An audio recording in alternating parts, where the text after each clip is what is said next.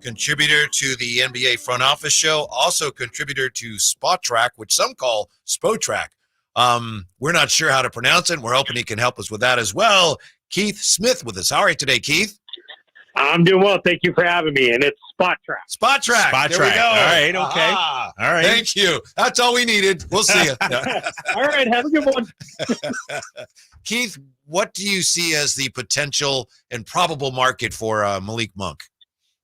Yeah, I think there's a couple things working in his favor as far as getting a big payday is that it's not a great free agent class.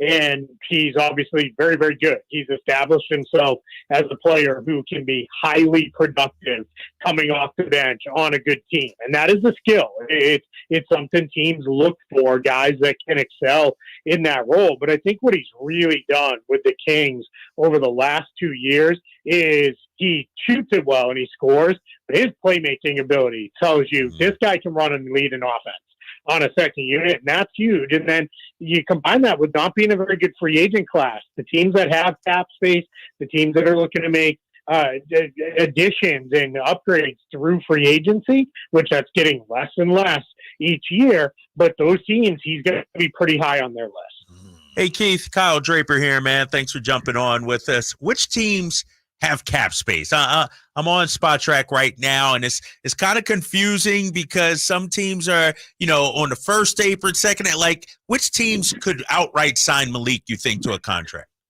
Yeah, right now, the teams that we're looking at having cap space, and I don't know how many of these teams would go for him, but just to give you a sense, are Detroit, Philadelphia. They're both going to probably very likely have north of 50, maybe even 60 million in cap space. Then you step it down into the teams that are going to have in the range of 25 to 30, and that seems like Orlando, Oklahoma City, and Utah. Those teams should have a good amount of cap space. And then you've got Charlotte. They could be, in the 30 million-ish range or so somewhere in that spot. So these are the teams that we're looking at potentially could make a run at Malik Monk. And a couple of the teams that jump out immediately to me is going to be Philadelphia's going to have roster spots to fill. They're looking at a potential offseason with Joel Embiid, Tyrese Maxey, and 13 open roster spots to fill on their standard roster. And then Orlando, who Malik Monk would absolutely fill a massive need for them for creation and shooting. Keith Smith with us from the NBA front office show. Keith, some of us are doing mental gymnastics trying to figure out, well, how could the Kings keep Malik? He says he likes it here. We know he likes it here. I know this may not seem likely, but would the Kings, what kind of 1+1 deal would they be able to offer him? Like, you stay here for a year, we'll give you an option. I mean, what would that even look like? What could they even present him on that front? Yeah, and I think that is the way this could play out. I think this is very similar to what Bobby Portis did with the Milwaukee Bucks a couple years ago. He landed there much like Malik Monk, became a very popular player and a terrific player off the bench, and the Bucks were very limited in what they could pay him when his free agency hit. So what the Bucks did with Portis was they it almost becomes like, hey, we're going to sign you to two separate deals. Let's think about them as one big overall contract. And that is because what you're trying to do is you re-sign him this year using his early bird rights, which means you're probably going to give him a 2-year deal, which is really going to be a 1-year deal with a player option on it. Then Monk opts out, and that'll probably be worth about 35, 36 million or so, right in that range over those 2 years. But it's really going to be 1 year, about 17 to 18 million. Then what happens is Monk opts out. Now you have his full bird rights, and you can pay him whatever you want. Well, whatever you agree to. So my guess is there's going to be some discussion around that. I mean, we all know teams would never have early contract discussions, ever. That's not something anybody does. But, I mean, we all know. But I think, that's kind of how you approach this situation. If not that, they can offer him a 4-year deal worth about almost $80 million. It's about $78 million or so. And that would put them in a spot where that's the best they can do right now today. That's probably a little light, but I think if you're Malik Monk and you found a home, hey, take that 1+1, get a good payday this year, and then you have the option next year that can put you right back out there, either back into free agency, or you can be back in a spot where Sacramento can now offer you, 4 years, 90 million or something like that, 100 million even, which gets you in range. And I know those numbers sound huge to people, but we're talking 20, $5 million a year, that's going to be, not all that big a percentage of the cap moving forward where all these things are going. All right, that might be the way, the route to keeping Malik Monk. Hey, Keith, let's say Malik does go elsewhere.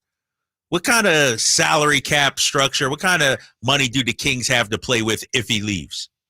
Yeah, not a whole lot, unfortunately. That's the challenge is they're probably still going to be a capped out team because he's not carrying a very big number that's coming off the books. You've still got Darren Fox on his salary. You've got Domantas Sabonis on his salary. And that's not me saying those are bad contracts by any means because they're not. They're just bigger contracts.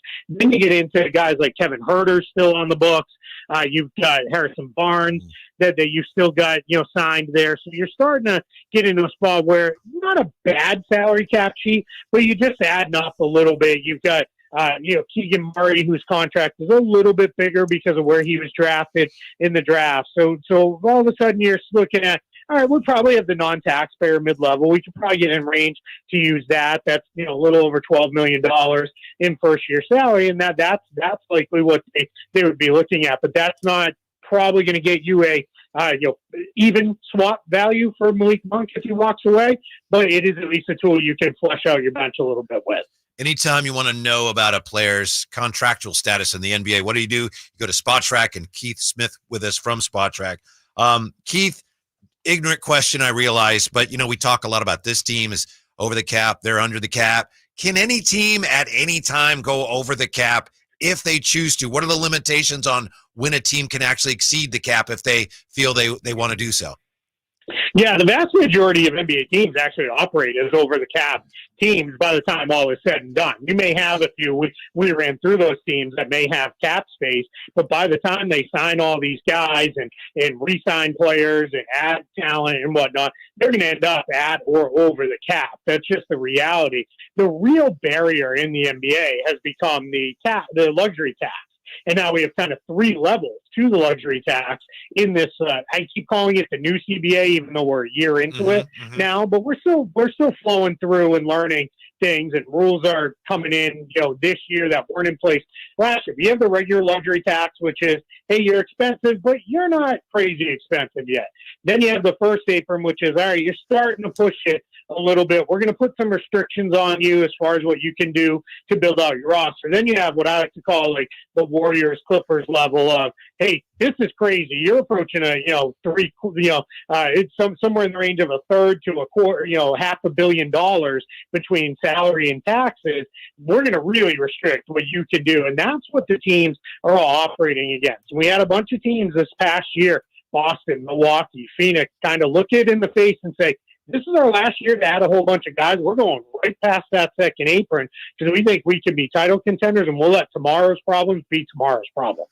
Keith, do you think at some point we may see teams have to make a financial decision?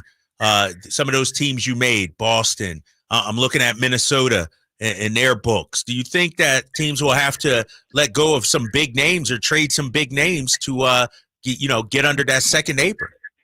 Yeah, I think so. I think you're going to have a handful of teams that are going to look at it. And it's not, there will definitely be some that will say, hey, wait, the owner's going to look around and say, what am I paying all this money for? And I think that's kind of the point we're hitting a little bit with the Warriors as far as we're paying an awful lot of money for a team that is a bottom tier playoff team. They didn't even make it through this year. So we got to be really careful about this. And now they've made a lot of, comments on, we're going to reduce the tax bill. Now we said that in the past and didn't do it. So I'm not fully sure I'm fully buying in, but I think you're going to see them make decisions where Klay Thompson's salary is probably going to get cut in half if he wants to stay. Chris Paul, it seems, almost unfathomable because of who he is. He may just get straight out waived out of his non-guaranteed contract. And you're going to see teams have to make those decisions because when you're up and over that second apron, here's what you're limited to doing.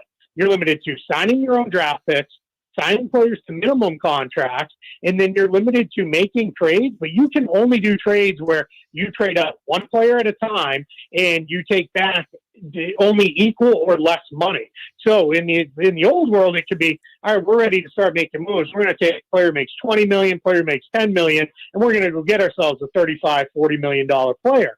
In the new world for these second apron teams, if you could trade the $30 million player, you can only take back $30 million in salary. You can't take back any more, and you can't add two guys together to go get more money. That's the restrictions they put on these teams, and that's going to be very hard to build functional, deep enough rosters to make the kind of runs these guys want to. Yeah, that rent comes due. Keith, we've been talking about this a lot, but as long as we have you here, I mean, you've touched on some of these things. Before we let you go, can you just clarify for us what kind of flexibility the Kings do have currently under the cap? Monty has talked a lot the last couple of years about this flexibility. What kind of flexibility do the Kings actually have this offseason? Yeah, they're pretty well clear of the luxury tax pending what happens with Malik Monk. If they re-sign him for the most that they can, they're potentially going to be dancing around the luxury tax line, but they're nowhere near hitting those aprons. They're probably not going to get anywhere close to those apron amounts. And they've got some contracts that if they need to, they can get off of with relative ease because these guys these aren't the old Timofey Mozgov, Luol Deng deals where it's like, oh no, what happened? What did you do here? Like they don't have anything like that. So they've got pretty good flexibility. And it's only, it sounds crazy, but in the NBA, things work on really 3 to 4 year cycles. So they're only another year away from a couple more contracts fall off the books, and then we're pretty soon into a spot where things really start to clear up. Except for the longer range deals like Sabonis and Fox and Herter and those guys, but they're in pretty good shape because they locked in some guys at pretty good values moving forward. That's also a benefit to signing a guy like Sabonis or Fox. As long as you think they're going to hold their value and not turn sour as a contract, you lock them in, their number only goes up about 8% per year, and it actually works out slightly less than that on a max deal. But the cap is projected after this year to go up 10% when the new TV money kicks in. So those deals start to come be an even nicer percentage of the cap as well. That's the benefit of locking in guys early. Yeah, see, math can be kind of fun when we're talking about sports. This is interesting. Keith, thank you very much. We appreciate it very much. We hope to talk to you again soon. I appreciate it. Thank you so much for having me. Yeah, so have we just stumbled across the manner in which the Kings can keep Malik Monk? Next with the Drive Guys on Sactown Sports.